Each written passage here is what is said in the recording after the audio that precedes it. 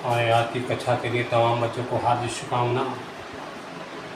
बच्चे के अंदर बड़ी ही डर और बड़ी ही आसान विषय, थोड़ी सी ध्यान से बेटे बातों को समझना है। मैं संस्कृत का ट्यूशन द्वितीय भाग आज से शुरू कर रहा हूँ। यह बेटे सबसे पहले जानेंगे, इस पुस्तक का नाम है ट्यूशन और पीयूष का मतलब होता है अमृत। इस पुस्तक में बेटे केवल अमृत ही भरा हुआ है, जो आपके जीवन के लक्ष्य को आगे बढ़ाने में हर संभव प्रयास करता है। क्या मैं तमाम बच्चों को यह बताना चाहता हूँ, संस्कृत जो है बेटे यह देव भाषा है। संस्कृत देव भाषा है। इसको पढ़ने से मन और मस्तिष्क सुंदर होते हैं। दिमाग में जो बुराइयां है वह अच्छाई की तरफ जाने की कोशिश करता है। कितना हो बिगड़ा हुआ इंसान यदि संस्कृत का अध्ययन शुरू कर दें, उसकी कथा को सुनना शुरू कर दें, धीरे धीरे धीरे धीरे उसकी बुराइयां अच्छाई की तरफ चली जाएगी। ताए बेटे 10th क्लास हम ट्यूशन की शुरुआत कर रहे हैं द्वितीय भाग का। और ट्यूशन का मतलब होता है अमृत। इसमें जितने भी शब्द हैं सब अमृत हैं। और इस पुस्तक को पढ़ने के पहले इस पुस्तक के बारे में विशेष बातों को जानें, क्योंकि बेटे 100 नंबर का ऑब्जेक्टिव आता है, जिसमें 55-60 नंबर केवल बुक से रहते हैं और बच्चे को सफलता मिल जाती है। आए बेटे, मैंने इस पुस्तक में देखा, इस पुस्तक में बेटे पाठ की संख्या टोटल 14 है। सभी कोई अपने कॉपी में लिखेंगे, लाइन बाय लाइन बड़ी परिपूर्ण अध्ययन करेंगे। एक भी बेटे ऑब्जेक्टिव इधर से उधर नहीं होगा। इसमें 14 पाठ है बेटे। इस 14 पाठ में जो पद भाग है वह बेटे 4 है। पद्यात्मक 4 है। 2 में बेटे कथात्मक 3 है। और तीसरा में देखेंगे और संवादात्मक संवाद का मतलब रहता है बात विचार करना, तर्क वितर्क करना। और संवादात्मक 2 पाठ है। और बेटे 4 में निबंधात्मक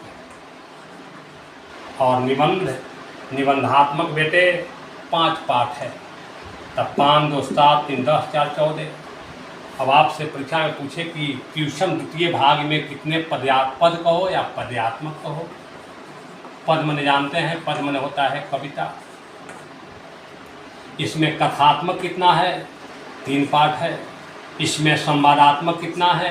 2 पाठ है। इस आपके 14 पाठ जो है, इसमें निबंधात्मक निबंध कितने हैं?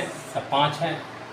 आए पहले ऑब्जेक्टिव के लिए बड़ी ही इम्पोर्टेंट, ट्यूशन द्वितीय भाग में निबंधात्मक भाग कितने हैं? 5 लिखेंगे। संवादात्मक 2, कथात्मक 3 पाठ है। पद्यात्मक पाठ कितने हैं? 4 है। अब आए बेटे इससे आगे बढ़ें। हम बेटे पहला पाठ में जो पद्यात्मक है मंगलम में चलेंगे। पहला पाठ का नाम है मंगलम। बेटे मंगलम का मतलब शुभ भी होता है, कल्याणकारी भी होता है। कल्याणकारी कहो या शुभ कहो। आए बेटे इस मंगलम पाठ में, यह जो हम मंगलम पाठ पढ़ रहे हैं, यह बेटे मंगलम पाठ ध्यान रखेंगे, यह बेटे उपनिषद से ली गई है। ध्यान देंगे, यह मंगलम पाठ उपनिषद से ली गई है। और उपनिषद 2 शब्दों के मेल से बना है। उप जो निषद, उप का मतलब होता है नज़दीक और निषद का मतलब होता है उपदेश। यानी बेटे आपसे कोई पूछे कि उपनिषद है क्या, तो हम लिख सकते हैं कि गुरु के समीप शांत चित्त बैठकर, गुरु के समीप शांत चित्त बैठकर ज्ञान की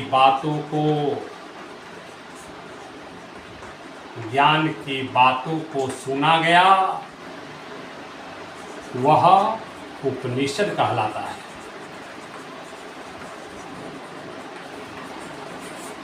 बेटे गुरु के समीप शांतित बैठकर ज्ञान की बातों को सुना गया, वही उपनिषद कहलाता है। वही उपनिषद कहलाता है। उपनिषद में केवल परम ब्रह्मा परमेश्वर के गुणों का व्याख्यान किया गया है। आदमी के रहने सहने, चलने फिरने, धर्म अधर्म, पाप पुण्य की शिक्षा दी गई है। और बेटे यह जो मंगलम पाठ है यह उपनिषद से ली गई है। तो इस उपनिषद के जो रचनाकार हैं,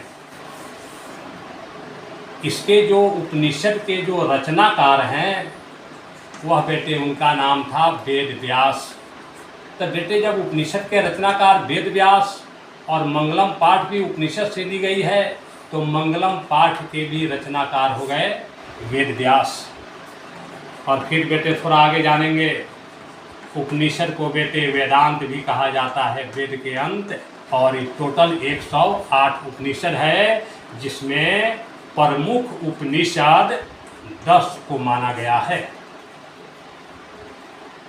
और इसमें बेटे सबसे बड़ा उपनिषद बृहदारण्यक उपनिषद को माना गया है। और सबसे जो छोटा उपनिषद है वह मंडूक उपनिषद है। आए बेटे बहु जाने, मंगलम पाठ उपनिषद से ली गई, इसके रचनाकार वेद व्यास। उपनिषद को वेदांत भी कहते हैं। 108 उपनिषद है, जिसमें प्रमुख में 10 है। सबसे बड़ा उपनिषद बृहदारण्यक मानते हैं। सबसे छोटा उपनिषद मंडूक उपनिषद को कहा जाता है। अब आगे बेटे आगे चलेंगे।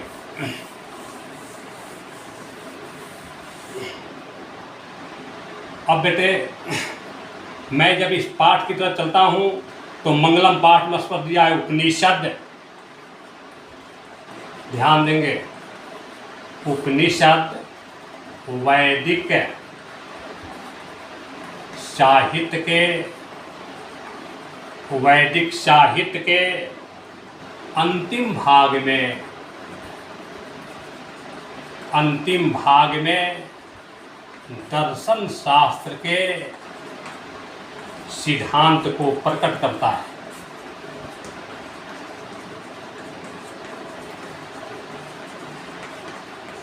ध्यान देंगे बेटे, उपनिषद जो है वह वैदिक साहित्य, वांग्मय का मतलब होता है बेटे, इसमें दिया है वांग्मय, मत घबराना।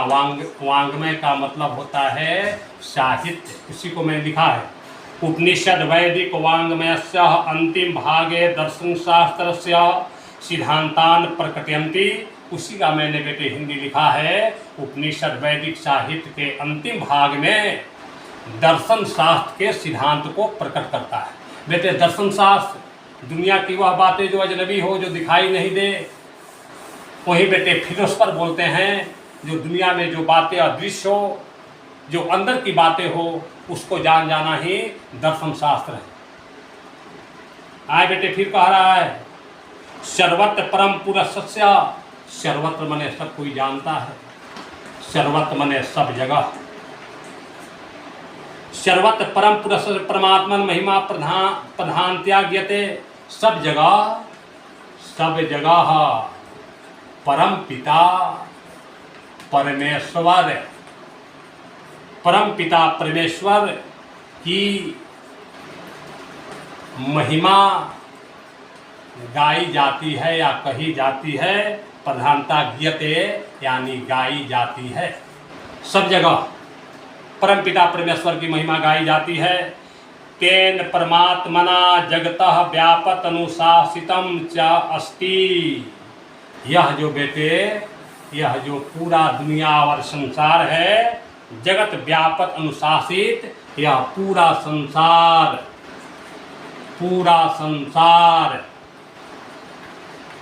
परमेश्वर द्वारा ही अनुशासित है। जानेंगे बेटे, discipline makes a man perfect. अनुशासन आदमी को महान बनाता है। यह पूरा जो संसार है, यदि किसी से भय है तो वह परमेश्वर से भय है, और उसके द्वारा ही यह संसार अनुशासित है। यदि बेटे परमेश्वर का डर नहीं रहता, कर्म कुकर्म का डर नहीं रहता, पाप पुण्य का डर नहीं रहता, और लोग ज़्यादा पद करता, जितने भी बाहुबली है, अमीर है, वह गरीबों को नहीं रहने देते, बड़े लोग, ताकतवर लोग, पावरफुल लोग, शक्तिशाली लोग कमजोर लोग को दबाते, लेकिन परमेश्वर के भय से, पाप पुण्य के भय से, न्याय अन्याय के भय से, गुरु के समीप ज्ञान के बात को सुनकर कि बुरी कर्म मत करो, इन्हीं के अनुशासन से पूरा संसार जो है अनुशासित है। आए बेटे आगे चलेंगे। स्ययं सर्वेषां तपसाम परम लक्ष्यम, कह रहा है मनुष्य का सबसे परम लक्ष्य, मनुष्य का सबसे परम लक्ष्य बेटे है, उसका नाम है तपस्या। बड़ी इंपॉर्टेंट ऑब्जेक्टिव। इसके पहले वाला भी बड़ी ऑब्जेक्टिव, यह संसार किसके द्वारा अनुशासित है? तो परमेश्वर के द्वारा। मनुष्य का सबसे परम लक्ष्य क्या है? स्पष्ट दिया है, तपस्या। अस्मिन् पाठे प्रमाद परा उपनिषद पद्यात्मक पंच मंत्रा संकलिता संति। इस पाठ में बेटे जानेंगे 5 मंत्र हैं।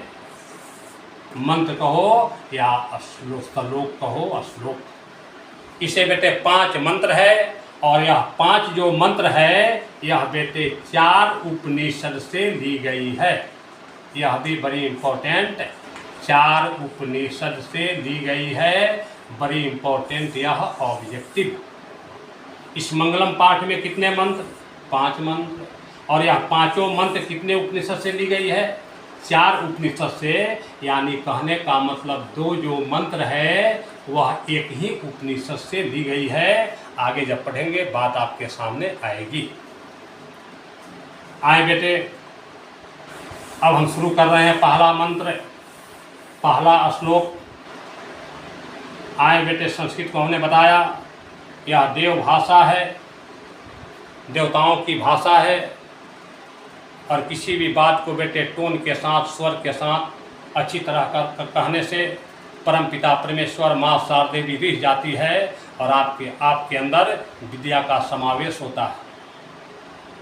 तो बेटे इस मंत्र को मैं सभी बच्चों से कहना चाहता हूँ, आप अपने पुस्तक से, मैं अपनी लंबी अनुभव आपको साझा कर रहे हैं, आप लोग मंत्र को याद करें, पुस्तकों से नहीं। कुछ मंत्रों को किताब से 5-10 जो श्लोक हैं उसको मंत्र के साथ, बुरी तन्यता के साथ, आंखें मूंद कर, आँखों को पूरा ढक कर उस परम पिता परमेश्वर के प्रति अपनी आस्था को लगाकर माँ शारदे से विद्या की विनती करें। आपका दिन दुगना रात चौगुना आप में अपने आप विकास होता चला जाएगा। तो आए बेटे, पहला मंत्र यह कह रहा है मंगलम पाठ का, हिरण्मयेन पात्रेण शतस्यायपि हितं मुखं तत्त्वं पूषन् अपाविर्नु शतधर्माय दृष्टये। आए बेटे, ऐसे श्लोक को बोलना है, आंखें मूंद कर ईश्वर के प्रति पूरी ईमानदारी के साथ, निष्ठा के साथ, सत्यता के साथ विभोर हो जाना है। इस पर मैं चैलेंज देता हूँ बेटे, आपकी विद्या स्वतः बढ़ती जाएगी। इसको कोई रोकने वाला नहीं है, अपना कर्म ही अपने साथ जाता है। यह बेटे पहला जो यह आपका श्लोक है, यह बेटे स्पष्ट दिया है, ईशावास्य उपनिषद से ली गई है। यह बड़ी इंपॉर्टेंट ऑब्जेक्टिव ईशावास्य उपनिषद से ली गई है। इसमें परमपिता परमेश्वर के बारे में कही गई है, उनकी सत्यता के बारे में बताया गया है। हिरण्मयेन, हिरण्मयेन का मतलब होता है स्वर्णमय, मने सोने सा। पात्र मने बेटे बर्तन, आप जानते हैं, पात्र मने होता है बर्तन। सत मने सत्य, अपि हितम मने होता है ढका हुआ। ध्यान देंगे बेटे, लाइन बाय लाइन सभी अर्थ आप लोग को पढ़ना भी नहीं पड़ेगा, सभी आपके अंदर वशीभूत हो जाएंगे।